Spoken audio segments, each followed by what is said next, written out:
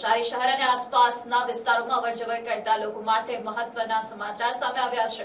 નવસારીના વિજલપુર રેલવે ફાટક નંબર 126 પર રેલવે તંત્ર દ્વારા જરૂરી મરામત કામગીરી હાથ ધરવામાં આવનાર હોવાથી ફાટકને 9 દિવસ માટે વાહન વ્યવહાર માટે બંધ રાખવાનો નિર્ણય લેવામાં આવ્યો છે। રેલવે વિભાગ દ્વારા જાહેર કરાયેલી નોટિસ મુજબ તારીખ 18 મેના રોજ સવારે 7 વાગ્યાથી લઈને 25 મેના રોજ સાંજે 5 વાગ્યા સુધી વિજલપુર રેલવે ફાટક સંપૂર્ણપણે બંધ રહેશે। આ દરમિયાન કોઈપણ પ્રકારના વાહન વ્યવહારને મંજૂરી આપવામાં આવશે નહીં।